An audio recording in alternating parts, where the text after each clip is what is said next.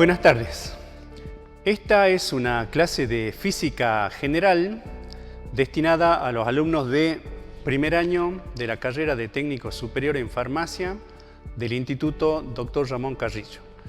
Por ser la primera clase vamos a dar unos conceptos generales y una breve introducción a una parte importante de la física, que es la estática, ¿sí? En principio podemos decir que la física es aquella ciencia que se ocupa de estudiar o analizar los fenómenos que ocurren en la naturaleza. Ahora bien, ¿qué es un fenómeno o a qué se denomina fenómeno? Un fenómeno natural es todo cambio o transformación que experimentan la materia y los cuerpos. Así, por ejemplo, puede ser la caída de un rayo, un relámpago que uno ve por ahí en una tarde o noche de tormenta, el ruido que hace el trueno. Ustedes saben que cuando se produce una descarga eléctrica en las noches de tormenta, siempre hay una manifestación visual, que vendría a ser el rayo, y una manifestación sonora que normalmente se produce poco tiempo después de que uno observa el fenómeno luminoso. Todos estos fenómenos naturales atraen la atención de un observador que trata de explicarse por qué ocurren estos fenómenos, cuál es la causa que los provoca, y de esa manera es como se construye el conocimiento. ¿Por qué? Porque el ser humano es curioso por naturaleza, y esa curiosidad hace que primero, al observar el fenómeno, trate de explicarse por qué ocurre tal o cual fenómeno.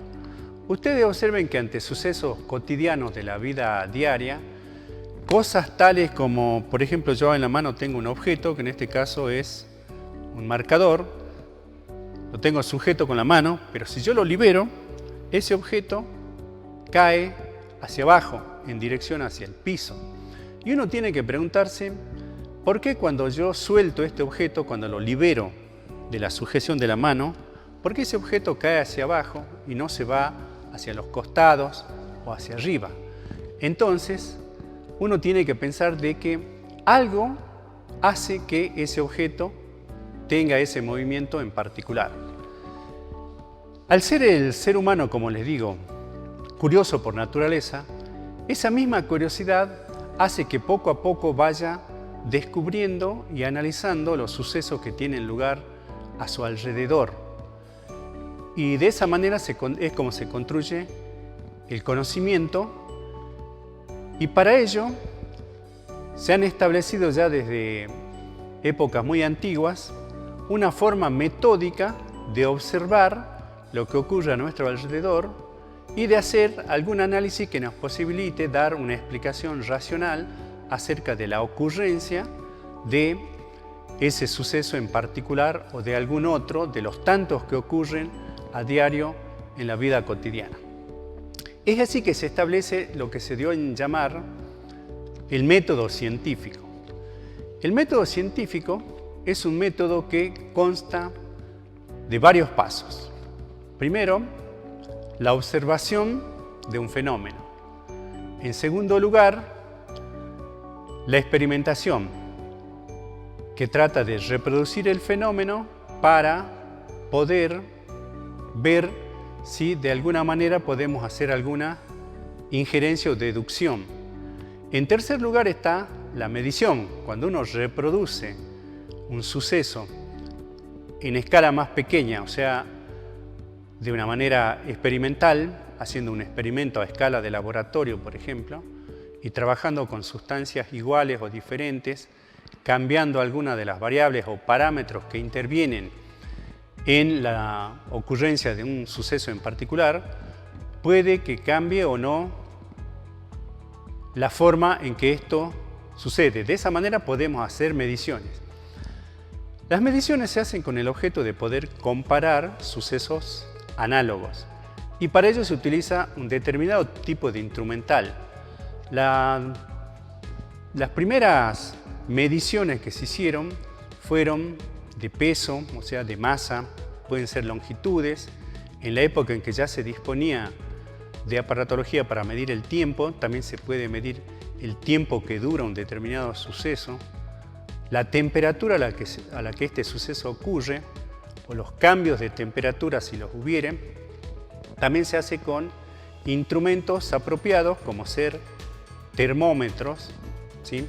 Es para medir las temperaturas. Una vez que se han hecho las mediciones, comienza la parte de la hipótesis. Entonces, una vez que hemos observado un fenómeno, lo hemos reproducido a una escala de laboratorio o escala experimental, hemos hecho las mediciones correspondientes, entonces podemos entrar a la etapa de las deducciones o a la formulación de hipótesis. Mediante las mediciones realizadas podemos conjeturar o tener alguna idea del porqué de la ocurrencia de ese suceso. Entonces, a partir de esta hipótesis se puede generalizar y se pueden llegar a deducir alguna ley física primera que después nos permita, con un conjunto de leyes, llegar a lo que se denomina una teoría. Bien, entonces, uno de los primeros trabajos que van a hacer los alumnos en esta materia va a ser leer acerca de el método científico y describir cada uno de los pasos con algún ejemplo en particular, ¿sí? También digamos que la física, con el tiempo, con el desarrollo del conocimiento, ha logrado abarcar campos tan extensos como la estática, por ejemplo, que es lo que nos va a ocupar en la clase de hoy. La estática, que se ocupa del estudio del equilibrio de las fuerzas. También tenemos la cinemática, que entre otras cosas estudia el movimiento de los cuerpos, sin importar cuál es la causa que produce ese movimiento. De eso se ocupa otro campo de la física, que es la dinámica. La dinámica analiza el movimiento de los cuerpos, pero teniendo en cuenta cuál es la causa que lo produce. Otros campos de la física son la calorimetría, la electricidad, el magnetismo, puede ser la hidrostática, que se ocupa de los fluidos cuando están en equilibrio, puede ser la hidrodinámica, la neumostática, es decir, son una serie de campos tan extensos que se engloban dentro de lo que es la física, porque la mayoría han surgido de, como les digo, observar fenómenos que ocurren en la naturaleza prácticamente a diario, ¿sí? Y que las mentes curiosas se ocupan de analizar para ver por qué ocurre tal o cual suceso. En la clase de hoy nos vamos a ocupar, en principio, de la estática, así que pongamos como título estática. La estática es la parte de la física que se ocupa del estudio de las fuerzas en equilibrio. Como se ocupa del estudio de las fuerzas en equilibrio, tenemos que definir en primera instancia qué es una fuerza. Entonces, estática se ocupa del estudio de las fuerzas, particularmente cuando esas fuerzas están en equilibrio. Entonces, definamos lo que es una fuerza. Se puede decir que una fuerza es toda causa capaz de modificar el estado de reposo o movimiento de un cuerpo o aún de producirle una deformación. Eso quiere decir que si un cuerpo está en reposo, va a permanecer indefinidamente en ese estado a menos que haya una causa que modifique ese estado. Esa causa generalmente es una fuerza. Si ustedes tienen un objeto en reposo sobre una superficie, por el principio de inercia, ese cuerpo va a permanecer siempre en ese estado, a menos que una causa externa modifique ese estado de reposo, ¿sí? Esa causa externa normalmente es una fuerza. Si yo aplico una fuerza sobre este objeto, sobre ese cuerpo, que es un pedazo de materia, ese cuerpo va a modificar su estado de reposo en función de la magnitud de la fuerza y en función de la masa que tenga dicho cuerpo, ¿sí? También podemos decir, ya que hablamos de reposo y de movimiento, podemos decir que no hay prácticamente nada que esté en reposo, salvo si nosotros tomamos un punto como referencia, ¿sí? O unas coordenadas como referencia. Yo normalmente acostumbro a preguntarle a mis alumnos en clase, como ahora no podemos tener clases presenciales, también les hago la misma pregunta para que ustedes piensen en esto. ¿Nosotros estamos quietos o estamos en movimiento? En épocas normales, algunos alumnos me contestaban que estábamos quietos, otros decían que estábamos en movimiento, y ahí se generaba una primera pequeña e interesante discusión y análisis, porque además, cuando nos poníamos de acuerdo de que todos estábamos en movimiento, ¿sí? Porque tengan ustedes que nosotros, por más que estemos parados, quietos, con respecto a la pared o con respecto a la pizarra, nos estamos moviendo porque nosotros vivimos encima de un planeta de gran volumen y cuyo tamaño es tan grande que muchas veces uno no puede tener una real dimensión del tamaño que tiene el planeta Tierra en el cual nosotros vivimos con respecto al tamaño que tenemos nosotros, las casas que habitamos, las ciudades donde vivimos, etc. ¿Sí? Todo está en movimiento. La Tierra tiene varios movimientos. Se mueve alrededor de su eje, para empezar. Y además tiene movimiento de traslación alrededor del Sol. Ustedes saben que la Tierra realiza un movimiento de traslación elíptico que demora alrededor de un año, o sea, 365 días y fracción, en dar una vuelta completa alrededor del Sol. Eso es lo que determina las estaciones del año y las épocas de frío y calor, etc. ¿Sí? A su vez, el Sol también está moviéndose con respecto al centro de la galaxia, o sea que es muy difícil determinar cuál es el movimiento real, porque además nosotros tenemos algo que se denomina movimiento aparente de los astros, porque vemos que el Sol sale de un extremo y se oculta en el extremo opuesto. Pero en realidad eso sucede porque el planeta Tierra realiza un movimiento de rotación alrededor de su eje, o sea que nosotros en este momento nos estamos moviendo junto con el planeta. Bien, analizando todos esos puntos, llegamos a la conclusión de que todos estamos en movimiento. Y también acostumbraba a preguntarle a mis alumnos, ¿para qué lado nos estamos moviendo en este momento? Esa es una pregunta interesante de responder, pero la vamos a dejar pendiente para otro momento a la respuesta, ¿sí? Porque si bien es cierto que nosotros nos movemos junto con el planeta, en función de cuál sea nuestra posición al momento de hacer esta pregunta, podemos decir que estamos moviéndonos hacia la derecha o hacia la izquierda o hacia alguna de estas otras dos direcciones, hacia adelante o hacia atrás, ¿sí? Ya vamos a tener oportunidad de responder a esa pregunta. Pero bueno, el tema es que todos estamos en movimiento. Pero si nosotros consideramos un punto de referencia, podemos decir que este cuerpo está en reposo respecto a ese punto de referencia. Y lo que ocurre es lo siguiente. Esta deducción que vamos a hacer es, si bien es cierto el tema de hoy es estática, esta parte corresponde a la parte de dinámica que analiza el movimiento de los cuerpos, teniendo en cuenta cuál es la causa que lo produce. Cuando yo tengo un objeto o un cuerpo de masa m y le aplico una fuerza, este cuerpo se mueve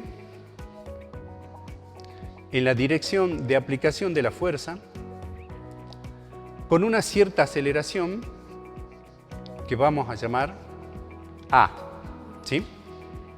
Si yo duplico la fuerza que aplico,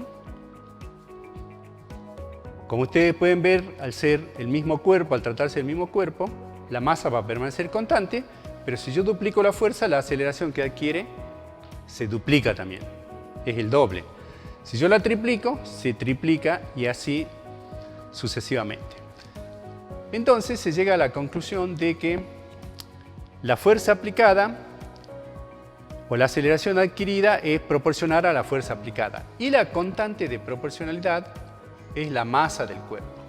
Entonces se llega a la deducción de esta expresión matemática que describe este fenómeno físico, ¿sí?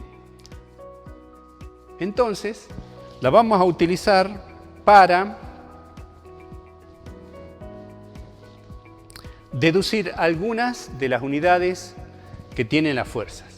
Como ustedes saben, hay varios sistemas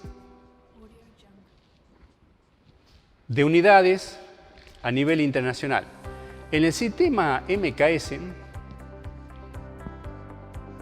MKS significa metro, kilogramo y segundo, que por otra parte son las unidades del Sistema Internacional de Pesos y Medidas.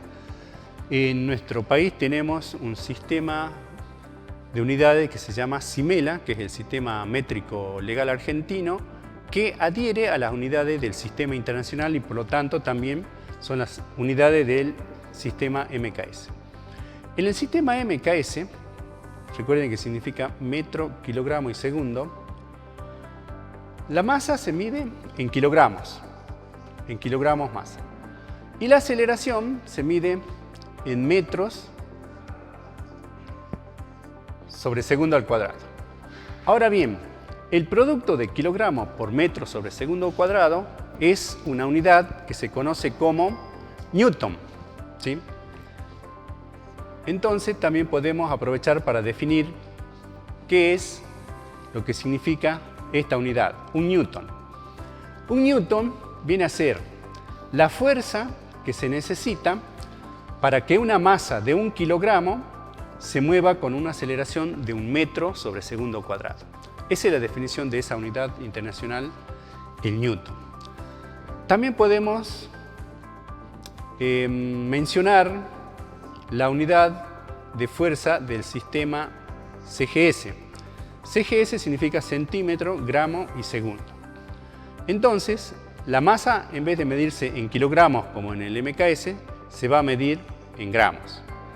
Y la aceleración, recuerden que C significa centímetro, la aceleración se va a medir en centímetros sobre segundo al cuadrado. El producto de gramos por centímetro sobre segundo al cuadrado es una unidad que se conoce como DINA. ¿Bien? Por supuesto, hay una relación entre la DINA y el Newton, porque ustedes pueden transformar los kilogramos en gramos y los metros en centímetros. Ya hemos visto algunas unidades de medida en el primer capítulo de matemática. Por lo tanto, ustedes pueden hacer esa transformación y encontrar cuál es la relación entre DINA y Newton. Y por último tenemos las unidades del sistema técnico. En el sistema técnico hay unas unidades, si se quieren, un poco extrañas, porque la masa se mide en una unidad que se llama UTM. UTM significa unidad técnica de masa. Y la aceleración se mide en metros sobre segundo al cuadrado. El producto de UTM, o sea, unidad técnica de masa, por metro sobre segundo cuadrado, es una unidad que se llama kilogramo fuerza. Y el kilogramo fuerza, a diferencia del kilogramo masa, se representa o se simboliza con la unidad kilogramo con una flecha arriba que indica que esto es una fuerza, ¿sí? Bueno, entonces nosotros nos vamos a manejar con estas tres unidades: newtons, dinas y kilogramos. Recuerden que una de las tareas que ustedes tienen que hacer es encontrar la relación entre newtons y dinas, es decir, un newton cuántas dinas son o una dina son cuántos newton, y también entre newton y kilogramo fuerza. Esta última es tal vez la más importante porque mucha de la aparatología que se utiliza en un laboratorio de producción de medicamentos disponen de instrumental de medición de presión, ya sea de presión interna de una caldera o de un autoclave, que se mide en kilogramos fuerza y nosotros la podemos transformar en newtons. Bien, entonces definido lo que es una fuerza y visto lo que son algunas de las unidades de medición en distintos sistemas de unidades, vamos a ver cómo se hace para representar una fuerza. ¿Cómo hago yo para representar una fuerza? Las fuerzas se representan con vectores. ¿Qué es un vector? Un vector es un segmento orientado.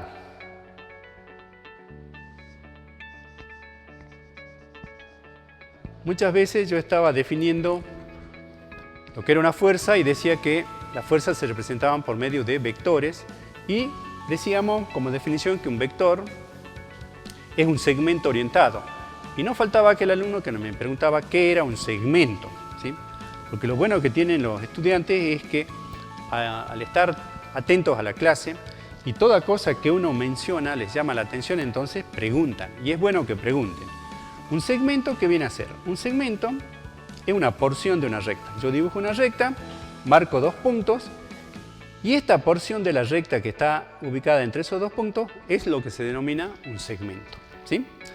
Ahora bien, entonces si la fuerza se representa mediante vectores, un vector es un segmento orientado que tiene los siguientes elementos. En primer lugar, tiene lo que se denomina un punto de aplicación. Este punto de aplicación vamos a simbolizar con la letra A mayúscula, es lo que se denomina entonces punto de aplicación. Es el punto donde está aplicado el vector, por lo tanto también es el punto donde está aplicada la fuerza. Punto de aplicación. Entonces, a la fuerza la vamos a simbolizar con la letra F mayúscula con una flechita arriba.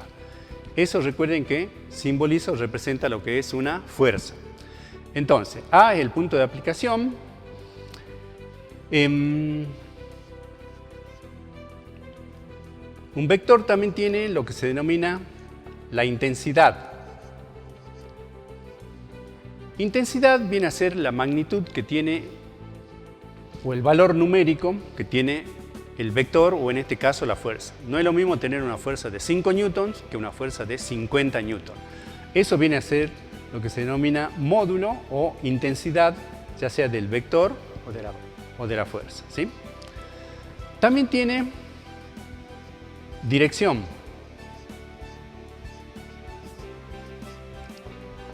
Tiene lo que se denomina dirección. ¿Qué es la dirección en el caso de los vectores y en el caso de las fuerzas? La dirección es la recta sobre la cual se desplaza la fuerza. Pero ustedes observen que yo en esta recta o sobre esta recta yo puedo desplazarme en un sentido o en otro, ¿sí? Puedo desplazarme hacia acá o puedo desplazarme hacia allá. Entonces la dirección viene a ser la recta sobre la cual se desplaza el vector, por lo tanto también vendría a ser la recta sobre la cual se desplaza la fuerza. Y el sentido del desplazamiento, el sentido es otro de los componentes de un vector. El sentido viene a ser el que indica la flecha, ¿sí? Recuerden, sobre esta dirección yo puedo tener dos sentidos. Nuestro vector o nuestra fuerza se puede desplazar en este sentido o en el sentido contrario. Entonces, eso vienen a ser los elementos de un vector, por lo tanto también son los elementos de una fuerza.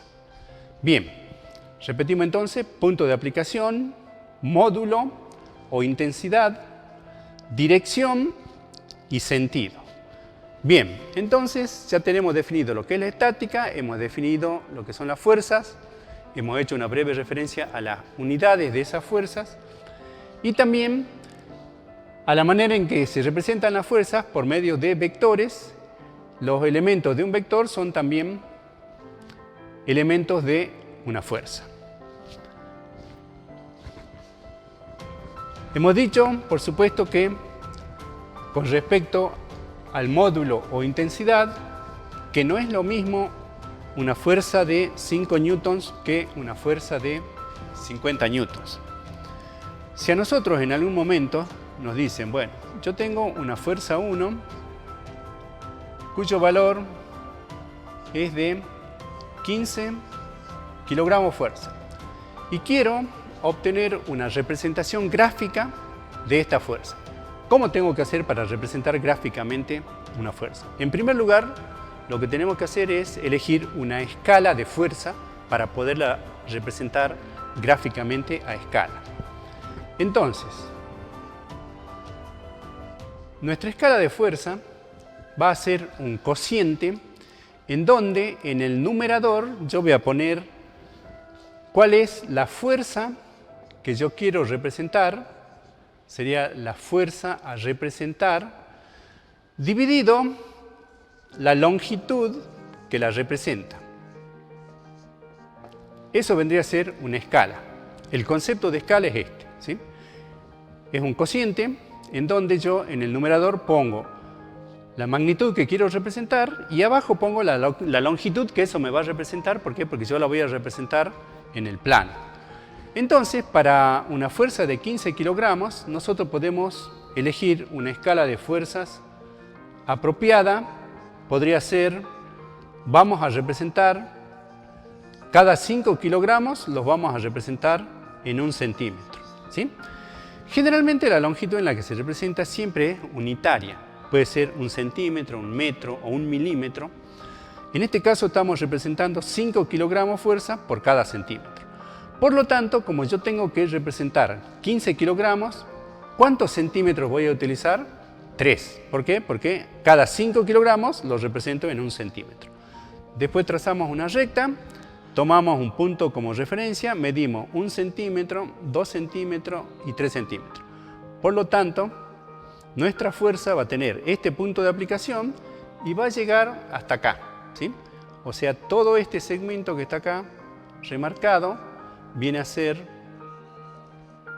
la fuerza F1. Borremos entonces los sobrantes y ahí tenemos representada a escala nuestra fuerza de 15 kilogramos fuerza. 1, 2, 3 centímetros. Entonces, esa va a ser siempre la metodología que vamos a aplicar cuando tengamos que representar fuerzas a escala. Adoptamos una escala apropiada, por supuesto, ¿sí? En esa escala vamos a poner en el numerador lo que yo quiero representar y abajo cuál es la longitud que me representa lo que nosotros tenemos acá. En general, el denominador siempre es unitario. También podríamos haber elegido representar 1 kilo por centímetro. Supongamos, adoptemos una escala prima.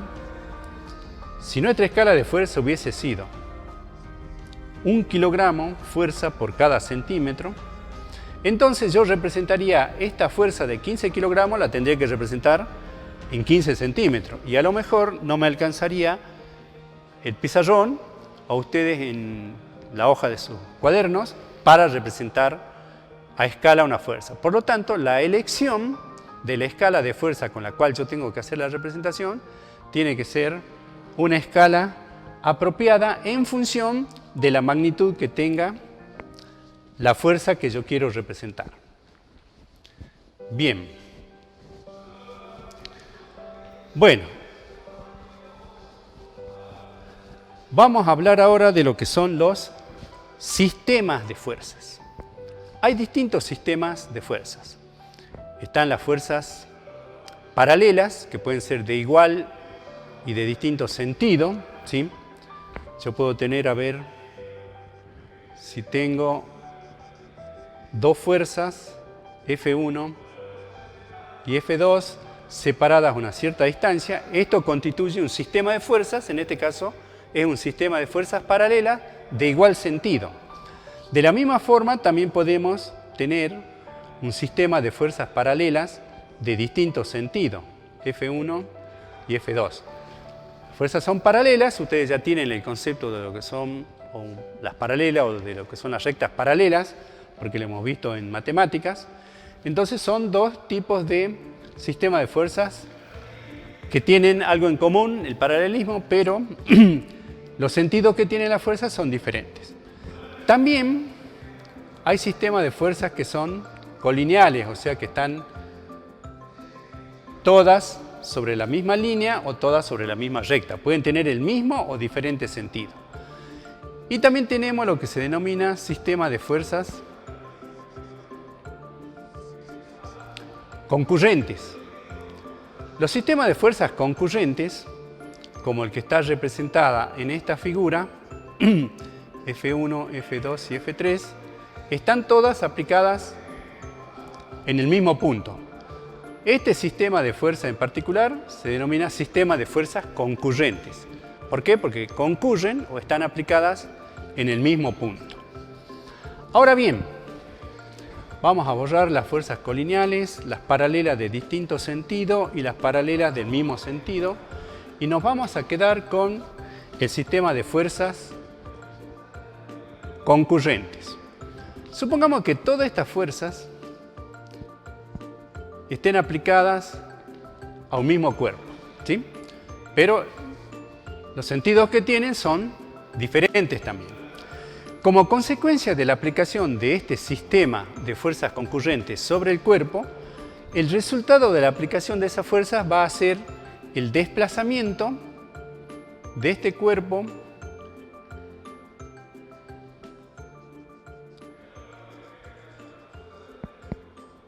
en una determinada dirección, ¿sí?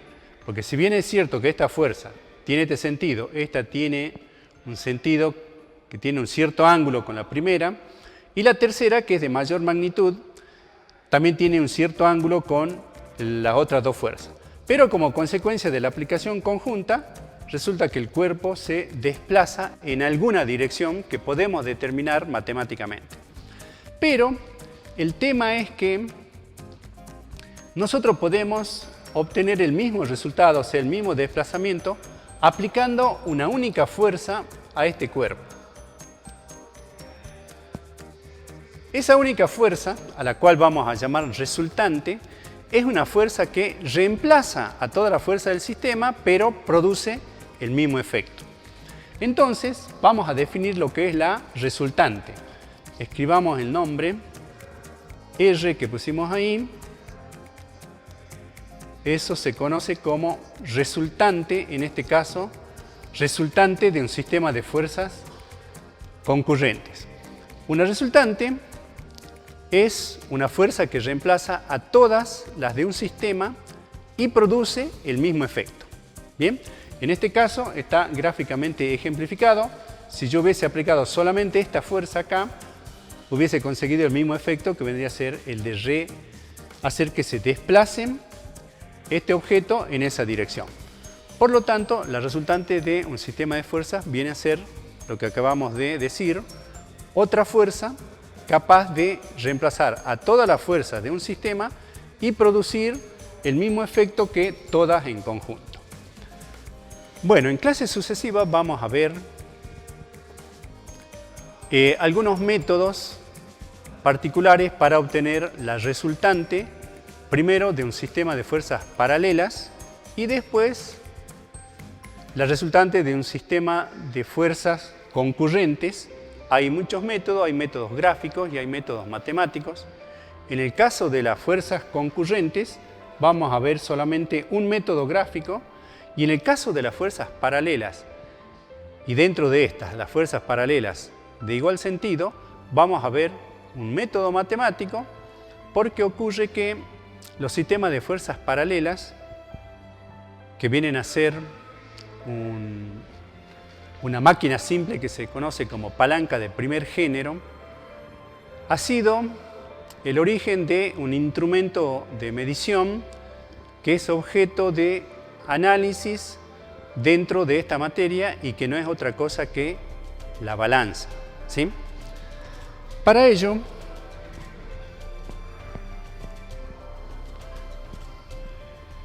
y para terminar con esta clase, vamos a definir brevemente lo que son las máquinas simples.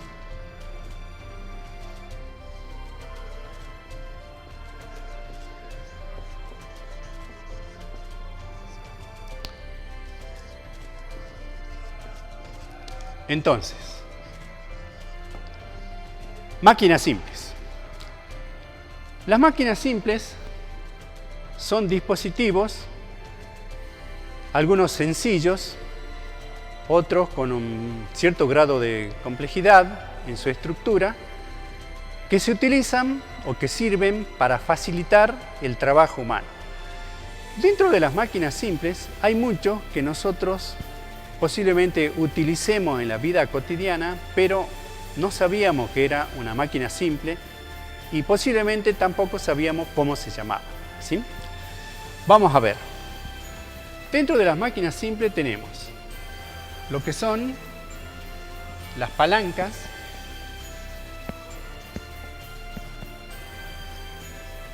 la polea, el torno, el aparejo, y también vamos a mencionar el plano inclinado.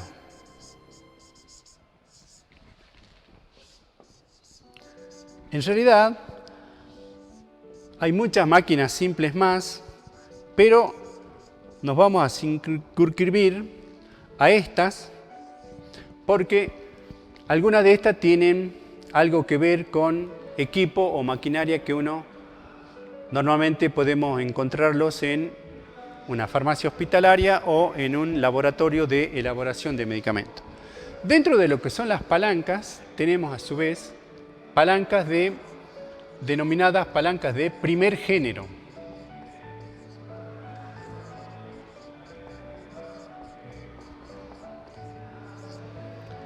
Están las palancas de segundo género y las palancas de tercer género.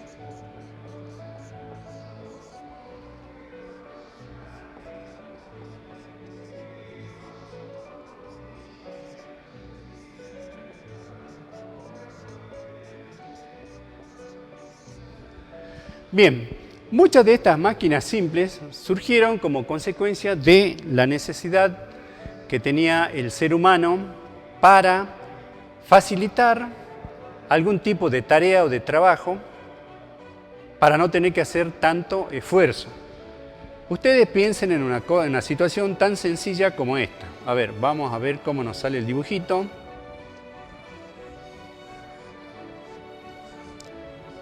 Bueno, esto que tenemos acá, ¿qué es? Es un vehículo, un camioncito, ¿sí? Es un medio de transporte y resulta de que nosotros queremos cargar sobre la plataforma de este camión, queremos subir o cargar un cuerpo bastante voluminoso. Lo podemos hacer de la siguiente forma. La podemos levantar entre varias personas, 3 o 4 personas, que tengan la fuerza suficiente como para poder levantar entre todos este cuerpo y llevarlo hacia acá, ¿sí? Pero resulta que eso es bastante trabajoso, hay que hacer mucho trabajo para poder cargar un cuerpo voluminoso casi del tamaño de la caja del vehículo para poderlo llevar hacia arriba, ¿sí? Entonces, con el tiempo, uno se da cuenta, o los seres humanos, las personas que se dedican a este tipo de trabajo, cayeron en cuenta de que si ponemos una tabla o una madera o algún dispositivo así de esta forma, entonces es más fácil levantar este objeto haciéndolo desplazar por esta rampa para poderlo subir y el esfuerzo que se hace es notablemente menor, ¿sí? Entonces, este dispositivo que nosotros hemos dibujado acá para ejemplificar este trabajo, que es uno de los tantos trabajos que hace el ser humano, es lo que constituye un plano inclinado, ¿sí? Entonces, a este dispositivo, que puede ser una tabla, puede ser una madera, ¿sí? Puede ser cualquier cuerpo que tenga una cierta dimensión, un cierto ancho, que tenga rigidez por la cual yo pueda desplazar este objeto hasta acá arriba, es lo que termina conociéndose como plano inclinado. Y después también, de la misma experiencia cotidiana, surge que no es lo mismo tener un plano con esa inclinación que un plano con esta otra inclinación. ¿En cuál de las dos situaciones le parece que se hará menos trabajo? Se hace menos trabajo cuando el ángulo que forma el plano inclinado con la horizontal es menor, ¿sí? Es más difícil levantarlo por acá que por acá. Y por supuesto, si nuestro plano inclinado tiene una longitud mayor y el ángulo de inclinación o la pendiente que tiene con respecto a la horizontal también es más chico, el trabajo se ve facilitado. Entonces, a todos estos dispositivos que están englobados dentro de lo que se llaman máquinas simples, en realidad ustedes pónganse a pensar que esto en realidad ni siquiera es una máquina. ¿Qué es? Es un pedazo de madera, es una tabla, una rampa, cualquier superficie rígida sobre la cual yo pueda desplazar este objeto. Entonces, ese plano inclinado entra de lo que se conoce como las máquinas simples y que, como ustedes ven, por su origen, están destinadas a facilitar el trabajo humano. Bueno, entonces en la próxima clase nos vamos a dedicar a analizar lo que son las palancas y, en primer lugar, las palancas de primer género, en particular porque del análisis que nosotros hagamos de esa máquina simple, vamos a ver que ha sido el origen de la evolución del instrumental para determinar el peso o la masa de los cuerpos, y de lo cual ha derivado lo que se conoce con el nombre de balanza. Las primeras balanzas elementales eran palancas de primer género y nos servían para comparar cuál era la masa de un cuerpo con relación a otro que se tomaba como referencia o como unidad de medida o medida patrón, ¿sí? A muchas de estas otras máquinas que están descritas acá, seguramente ustedes las conocen y por el uso cotidiano, pero a lo mejor con otros nombres.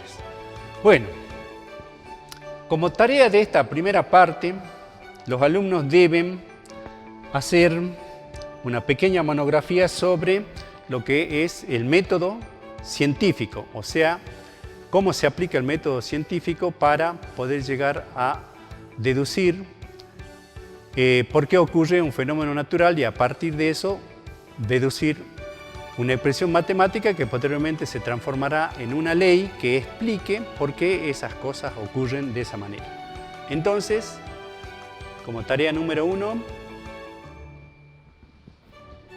pequeña monografía sobre el método científico. Después vamos a representar gráficamente estas fuerzas.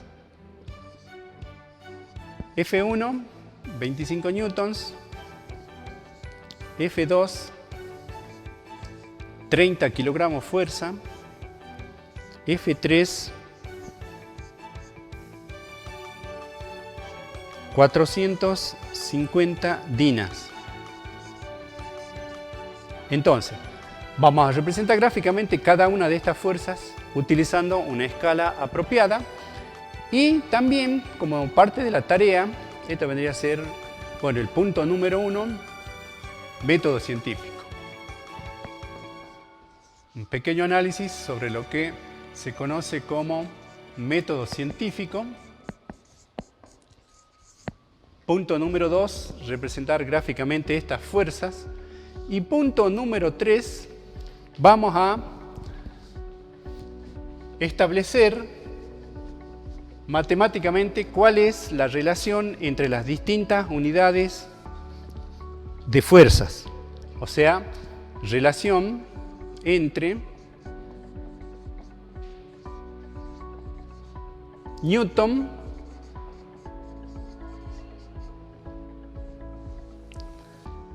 Dina y kilogramo fuerza. ¿Bien?